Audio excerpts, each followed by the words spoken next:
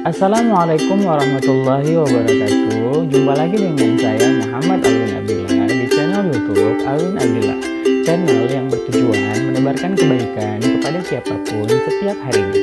Nah, bagi para audiens yang baru pertama kali mengunjungi channel ini, jika tidak keberatan untuk menekan tombol subscribe, like, serta share ke teman-teman kamu agar channel ini dapat merealisasikan tujuannya, dan pastinya saya akan tambah semangat untuk memperbaharui konten-konten terbaru yang pastinya menarik dan sangat rugi jika dilewatkan. Nah, pada kesempatan yang berbahagia ini, kita dengan izin Allah dan dengan kudrah Allah akan membahas tentang fikih jinayah.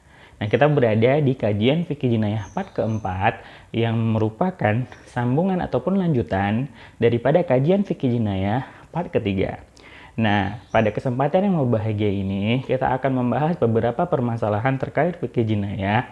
Nah, permasalahan-permasalahan apa saja kah itu? Ayo sama-sama kita bahas. Nah, pembahasan yang pertama yang akan kita bahas adalah terkait haddul ladzi yaqa'u 'ala dzati mahram, yaitu hukuman had bagi mereka-mereka yang melakukan hubungan zina dengan kerabat ataupun ahli famili mereka, atau di dalam bahasa Arab lebih dikenal dengan zata mahram, yaitu orang-orang yang haram dinikahi selama-lamanya. Nah, seperti sedang santer ataupun banyak kasus di negara kita di mana ayah menyetubuhi anak kandungnya. Begitu juga anak yang menyetubuhi ibu kandungnya, paman yang menyetubuhi keponakan kandungnya, dan lain sebagainya. Nah, pertanyaannya, apakah hukuman yang ditetapkan oleh Islam bagi mereka-mereka yang melakukan hubungan terlarang tersebut, apakah perzinahan tersebut diberlakukan padanya hukuman had sama seperti perzinahan lainnya? Nah, ternyata di dalam fikih jinayah, mereka-mereka yang menyetubuhi zata mahram ataupun mahram-mahram mereka itu diberlakukan padanya hukuman had, dan hukuman had bagi mereka adalah dibunuh. Jadi tidak membedakan apakah sudah menikah atau belum. Nah, seperti yang kita telah bahas di pertemuan sebelumnya, bahwa jika seseorang melakukan perzinahan dan ia belum menikah, maka hukuman had baginya adalah dicambuk 100 kali. Namun ketika ia sudah menikah, maka hukuman had baginya adalah dirajam sampai mati. Nah, dalam kasus ini tidak ada beda antara mereka-mereka yang muhsan atau ghairu muhsan, antara mereka yang sudah menikah atau belum menikah, ya. Jadi hukumannya jauh lebih berat ketimbang hukuman zina pada umumnya, ya. Jadi barang siapa yang menyetubuhi laki-laki ataupun wanita yang haram untuk ia nikahi selama-lamanya, seperti contoh-contoh tadi, maka hukumannya adalah dibunuh sampai mati. Nah, apa landasan konseptual ataupun dalil daripada pendapat tersebut? Adalah hadis yang diriwayatkan oleh Imam Abu Dawud, ya, nomor hadis 5-4, yang bunyinya, qala Rasulullah sallallahu alaihi wasallam, man waqa'a 'ala dzati mahram faqtulu. Ya, hadis ini diriwayatkan oleh Ibnu Abbas. Rasulullah Shallallahu alaihi wasallam bersabda, barang siapa yang menyetubuhi zata mahram ataupun ahli famili yang haram untuk dinikahi selama-lamanya, maka bunuhlah ia. Ya, seperti itu, ya. Jadi hukumannya adalah dibunuh. Selanjutnya, kita akan membahas tentang sifatur rajmi. Sifatur rajmi yang dimaksud di sini adalah tata cara rajam yang telah ditetapkan oleh para ulama mazhab dan pengikutnya. Nah, mayoritas ulama, ya, ulama Hanafiyah, Syafi'iyah, Malikiyah, dan Hanabilah berpendapat bahwa jika yang melakukan zina muhsan itu laki-laki, maka penzina muhsan laki-laki itu tidak perlu digali lubang baginya, melainkan si laki-laki tersebut dapat dirajam ataupun dilempari batu dalam kondisi berdiri. Nah, namun jika yang melakukan zina tersebut adalah perempuan, maka si perempuan harus digali baginya lubang, ya, yang dapat menutupi setengah tubuhnya sampai ke dada. Nah, baru kemudian diberlakukan hukuman rajam bagi dirinya. Nah, Kenapa bisa seperti itu? Hal ini sesuai dan sejalan dengan perbuatan Rasulullah Shallallahu Alaihi Wasallam terhadap Ghamidiyah, di mana Rasulullah Shallallahu Alaihi Wasallam memerintahkan para sahabat pada masa itu untuk menggali lubang, dan kemudian Ghamidiyah dimasukkan ke dalam lubang tersebut, yang mana lubang tersebut menutupi setengah tubuhnya. Baru setelah itu Ghamidiyah dirajam. Nah, sedangkan penzina laki-laki muhsan tidak perlu digali lubang, melainkan bisa dilakukan atau diberlakukan hukuman rajam ketika si laki-laki tersebut dalam kondisi berdiri. Nah, namun hadirin wal hadirat sekalian, di dalam mazhab Hambali terdapat beberapa klasifikasi. Ya, terdapat klasifikasi ataupun aturan-aturan yang sedikit terperinci yang telah ditetapkan oleh ulama-ulama mazhab Hambali dalam memberlakukan atau merealisasikan rajam itu sendiri. Nah, menurut mazhab Hambali ya, atau menurut riwayat di dalam mazhab Hambali ya, mereka memisah dan membedakan antara hukuman had zina muhsan bagi mereka-mereka yang mengakuinya atau disaksikan oleh orang lain. Nah, jadi seperti ini hadirin wal hadirat. Terkadang orang berzina itu ketahuan ya, dan ketahuan itu pasti ketahuan oleh para saksi. Nah, hukuman rajam itu diberlakukan karena adanya kesaksian. Nah, itu satu model. Ada model yang kedua, tidak disaksikan oleh siapapun, tapi murni pengakuan dari si pelaku yang ingin bertobat. Nah, itu namanya ikrar atau pengakuan. Nah, dalam mazhab Hambali ini sendiri, jika seseorang mengakui bahwa ia sudah melakukan zina dan ia sudah menikah atau penzina muhsan, maka tidak digali lubang baginya. Kenapa? Karena mungkin saja ia dapat menarik kembali ikrar ataupun pengakuannya. Nah, jadi ketika seseorang tersebut menarik kembali pengakuan zinanya, maka terbebaslah ia dari hukuman rajam. Maka dari itu tidak perlu digali lubang bagi mereka-mereka yang mengakui perbuatan zinanya. Nah, berbeda dengan orang-orang yang memang ketangkap basah atau memang disaksikan oleh beberapa orang saksi adil ya, disaksikan oleh beberapa orang saksi adil, maka mereka-mereka tersebut digali baginya lubang, kemudian baru dirajam. Nah, ada klasifikasi ya, ada pembedaan antara mereka-mereka yang mengakui dan disaksikan oleh beberapa orang saksi. Nah, itu dalam mazhab Hambali. Nah, dalam mazhab Hambali sendiri juga ada beberapa aturan ataupun tata cara di dalam mengeksekusi ya. Jadi ketika para jamaah ataupun orang-orang sekitar yang melihat si penzina muhsan ini sudah digali lubang kemudian ditanam dan melempari, jadi dalam mazhab Hambali ini sendiri ada beberapa aturan ya. Nah, jadi dalam mazhab Hambali ya, di dalam mazhab Hambali, orang-orang yang nantinya akan mengeksekusi si penzina muhsan ini, itu mereka harus berdiri sejajar layaknya saf sholat, baru kemudian mereka dapat melempar batu kepada si penzina tadi. Nah, seperti itu. Apa alasannya? Nah, alasan mereka adalah jika orang-orang yang nantinya akan mengeksekusi ini berdiri serampangan, ditakutkan ya, lemparan demi lemparan itu akan mengenai orang-orang lain yang konon bukan si penzina muhsan, dan itu sangat tidak diinginkan di dalam syariat kita ya, tidak diinginkan di dalam syariat kita. Nah, seperti itu ya. Hal ini sejalan dengan hadis yang diriwayatkan Ali bahwa sesungguhnya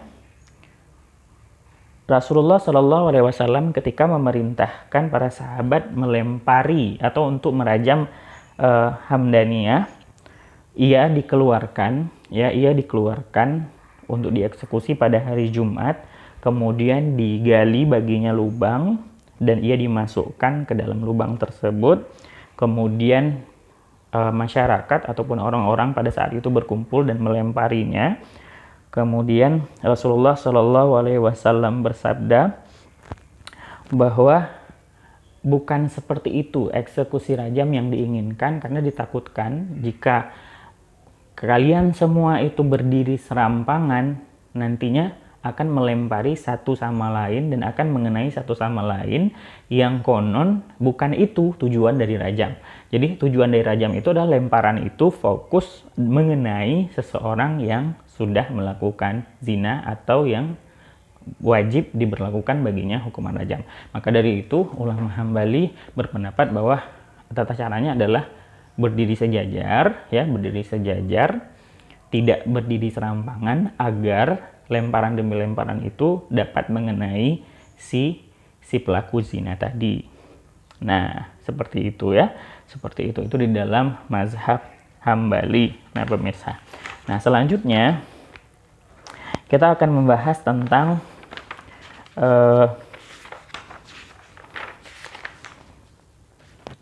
apakah taubat ya, apakah taubat dari si pelaku zina ini dapat diterima oleh Allah Subhanahu wa Ta'ala. Nah, mungkin ini hanya sedikit menguatkan daripada pembahasan-pembahasan kita sebelumnya, bahwa Allah Subhanahu wa Ta'ala itu adalah Maha Penerima Taubat. Ya, Maha Penerima Taubat. Jadi tidak usah mengakui perbuatan yang sudah kita lakukan, cukup bertobat diam-diam antara kita dengan Allah. Allah Subhanahu wa Ta'ala amat mencintai hal tersebut. Jadi itu adalah opsi terbaik gitu, ketimbang kita harus ngaku dan dieksekusi ya. Kita harus ngaku dan eksekusi, apalagi yang memang sudah dengan legowo atau dengan lapang dada mengakui dan benar-benar mengakui kesalahannya, maka sudah pasti ya, sudah pasti Allah Subhanahu wa Ta'ala akan menerima taubatnya ya. Sudah pasti dari segi zahirnya. Mana sudah pasti di sini gini pemirsa, bukan berarti kita menjudge keputusan Allah, enggak. Tapi ya, Allah itu Maha Penerima taubat. Allah itu Maha Penerima taubat. Jadi kapanpun dimanapun ya, hambanya jika memang ingin kembali ke jalannya, Allah Subhanahu wa Ta'ala akan menerima taubatnya. Nah, selanjutnya kita akan membahas tentang haddul hamil ya, haddul hamil yaitu hukuman had bagi orang yang sedang hamil. Nah, hukuman had bagi orang yang sedang hamil. Nah, bagaimana? Apakah memang langsung diberlakukan hukuman had bagi mereka atau ditangguhkan atau bagaimana? Nah, jadi hukuman had itu tidak diberlakukan bagi orang hamil kecuali atau sampai si wanita hamil ini melahirkan bayinya ya, plus dengan 2 tahun masa susuan ya, plus dengan 2 tahun masa susuan. Jadi ini tanpa membedakan apakah itu perzinahannya itu zina muhsan atau ghairu muhsan ya. Ya, apakah hasil perkosaan atau apapun. Jadi tidak ada satu mazhab pun yang membenarkan hal tersebut. Jadi nggak ada satu mazhab pun yang membenarkan wanita hamil itu dieksekusi ya. Kenapa? Karena memang yang berbuat dosa itu kan si calon ibu ya, si perempuan, si wanita yang hamil, sedangkan bayi yang ia kandung itu tidak berdosa. Maka hukuman tersebut ya diberlakukan bagi seseorang yang melakukan dosa tersebut. Jadi dia tidak akan merembet atau mempengaruhi orang lain. Nah, seperti itu. Jadi logikanya, misalnya saya berbuat dosa, maka konsekuensi dan hukuman itu ya buat saya, nggak untuk adik saya, nggak untuk kakak saya, dan nggak juga untuk orang tua saya. Nah, seperti itu. Nah, itu juga yang berlaku di dalam permasalahan ini. Nah, pemirsa ya. Nah, hal ini sejalan dengan sabda Rasulullah Shallallahu Alaihi Wasallam, di mana pada saat itu ya ada seorang wanita yang sudah berzina dan sedang hamil, ya, itu datang kepada Rasulullah Shallallahu Alaihi Wasallam menyerahkan dirinya dan beliau ingin dieksekusi. Lantas Rasulullah Shallallahu Alaihi Wasallam bersabda, idhabi hatta tadai. Ya, Rasulullah bersabda, kembalilah engkau wahai perempuan sampai engkau melahirkan bayimu itu. Nah, setelah si perempuan itu melahirkan, ia kembali datang kepada Rasulullah SAW, ya, menyerahkan dirinya dan ingin dieksekusi. Lalu Rasulullah SAW kembali bersabda, idhabi hatta turdi'i, ya, kembalilah engkau sampai engkau menyelesaikan masa susuanmu, ya. Nah, setelah masa susuan itu selesai, si wanita ini kembali, barulah Rasulullah SAW memberlakukan eksekusi atau memberlakukan hukuman had bagi dirinya. Nah, itu dia. Pembahasan tentang haddul hamil atau hukuman had bagi orang-orang ataupun wanita yang sedang hamil. Nah, selanjutnya kita akan membahas tentang at-taghribu ma'al jildi. Nah, jadi di dalam teori fikih jinayah ini ada istilah at-taghrib. Jadi ada istilah at-taghrib. At-taghrib di sini yang dimaksud dengan taghrib adalah pengasingan. Nah, jadi apakah perlu adanya pengasingan setelah seseorang dicambuk 100 kali? Nah, ini belum pernah kita bahas di pembahasan sebelumnya. Nah, di sini kita akan bahas tentang pengasingan setelah diberlakukan hukuman cambuk sebanyak 100 kali. Jadi ulama dalam menyikapi hal ini itu terbagi kepada 2 pendapat. Nah, pendapat yang pertama adalah ulama Syafi'i, Maliki, Hambali, dan Zahiri, ya, di mana mereka berpendapat bahwa seseorang yang sudah dicambuk sebanyak 100 kali itu wajib diasingkan, ya, wajib diasingkan selama 1 tahun. Ya, jadi misalnya si fulan berzina dan dia itu zani ghairu muhsan, ya, yang namanya juga dicambuk 100 kali berarti belum nikah, ya, belum pernah menikah, kemudian berzina, maka diberlakukan baginya hukuman had, yaitu 100 kali cambuk. Nah, setelah diberlakukan hukuman had 100 kali cambuk, jika ia masih hidup, maka wajib diasingkan selama 1 tahun penuh. Nah, 1 tahun penuh. Nah, ini merupakan pendapat ulama mazhab Syafi'i, Maliki, dan Hambali. Berarti tidak ada Hanafi di sana, ya. Oke. Nah, pertanyaannya, apa landasan konseptual yang mendasari pendapat ini? Ya, hal ini didasari oleh hadis Rasulullah SAW, ya, yang diriwayatkan oleh Abu Dawud, di mana Rasulullah SAW bersabda, khudhu anni, qad ja'alallahu lahunna sabila, as-saibu bis-saibi jildu mi'ah, wa rumiya bil hijarah, wal bikru bil bikri jildu mi'ah wa nafisana. Nah, jadi di sini Rasulullah SAW menjelaskan bahwa Allah Subhanahu wa taala telah memberikan ketentuan bagi mereka-mereka yang melakukan hubungan zina. Nah, di sini Rasulullah menjelaskan as-saibu bis-saibi, orang yang sudah menikah jika berzina dengan orang yang sudah menikah, maka keduanya dibunuh dengan cara dirajam. Nah, sedangkan yang belum menikah atau al-bikru bil bikri, yaitu jika perempuan lajang berzina dengan pria lajang, maka keduanya dicambuk sebanyak 100 kali dan diasingkan selama 1 tahun. Ya, selama 1 tahun. Nah,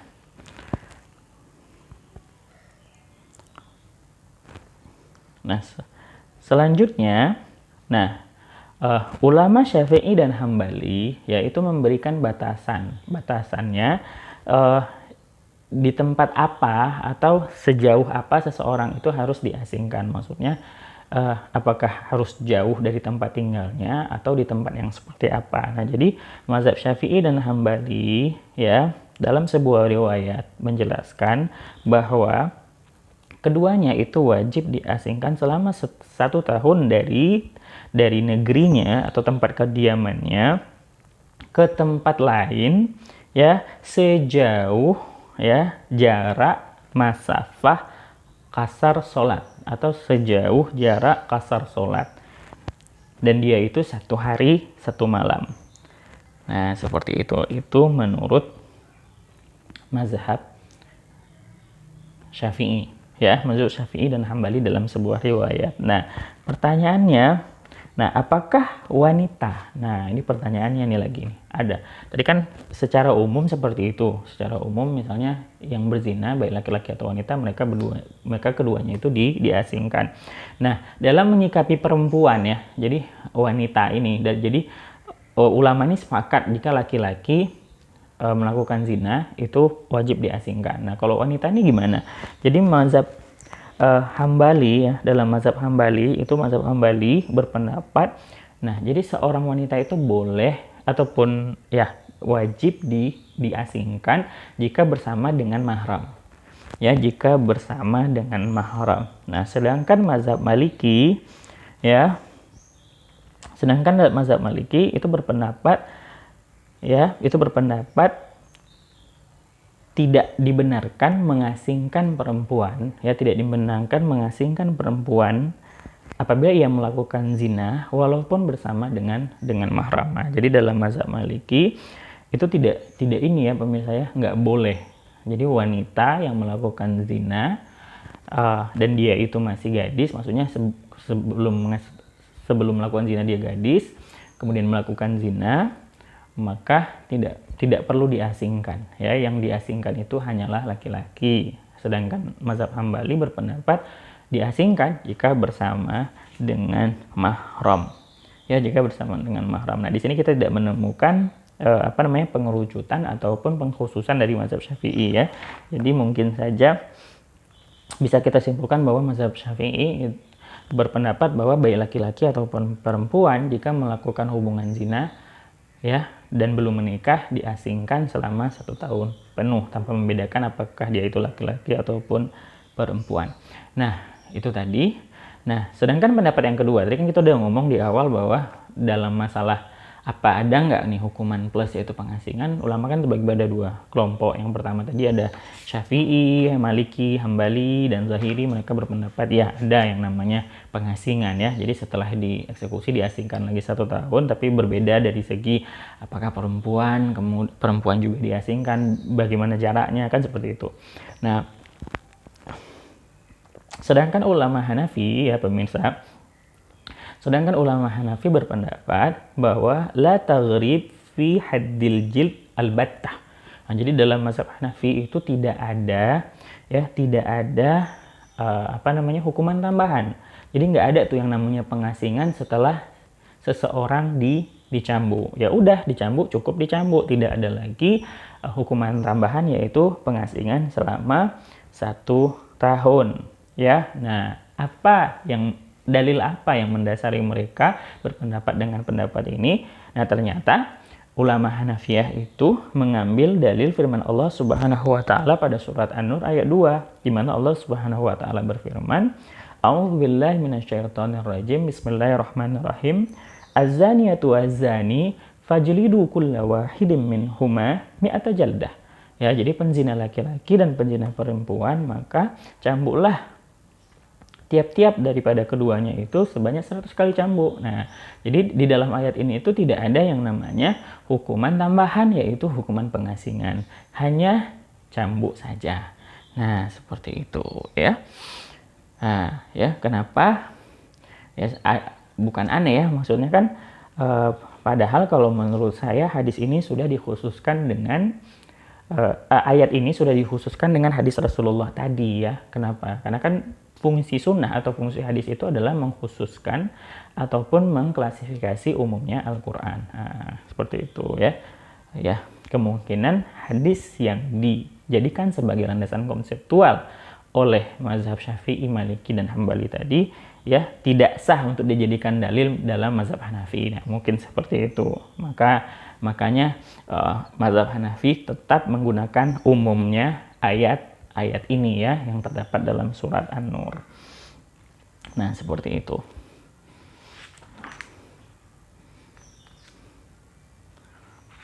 Oke, pemirsa, nah selanjutnya, nah ini pembahasannya memang pembahasan kecil-kecil ya, maksudnya dalam kajian fikih jinayah yang keempat ini kita membahas pembahasan yang tidak terlalu panjang-panjang pembahasannya ya.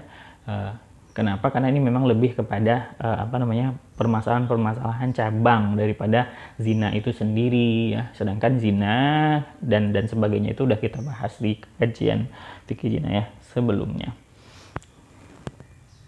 Nah, selanjutnya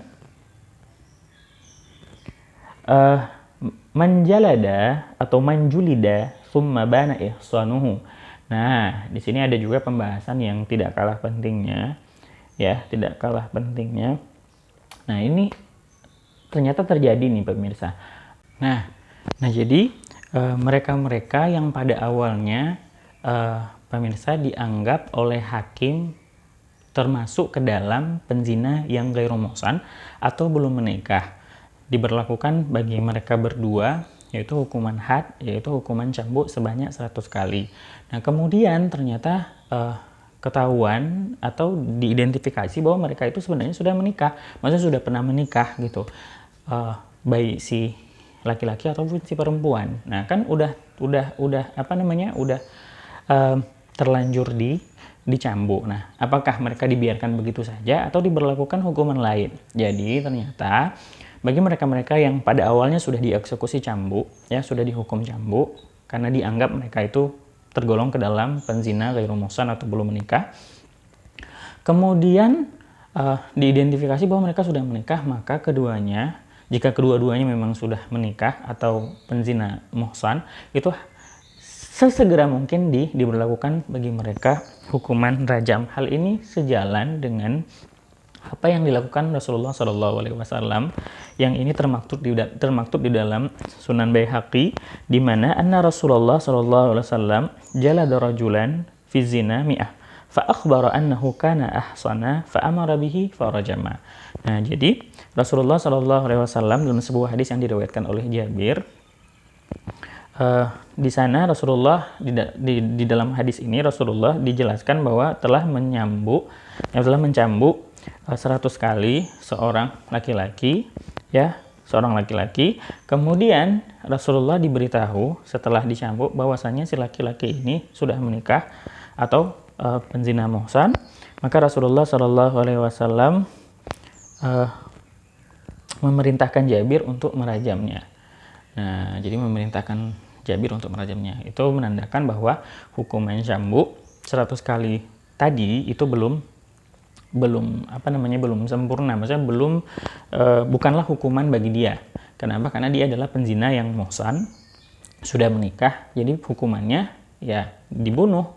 Nah, ternyata yang diberlakukan tadi adalah cambuk dan tidak membunuhnya, maka harus diberlakukan hukuman cambuk sampai mati. Nah, mungkin sampai di sini dulu hadirin wa hadirat kajian fikih ini kita part kedua. Nah, sekali lagi ya, jika tidak keberatan bagi siapapun, khususnya bagi mereka yang pertama kali mengunjungi channel ini, untuk menekan tombol subscribe, kemudian tekan share, like ya, serta berikan komen-komen menarik ataupun pertanyaan terkait kajian fikih ini ya, yang nantinya insya Allah akan saya jawab di kolom komen ataupun di video saya selanjutnya. Nah, dari itu tonton terus, pantengin terus channel ini ya. Jumpa lagi di kajian fikih ya selanjutnya ya. Wassalamualaikum warahmatullahi wabarakatuh.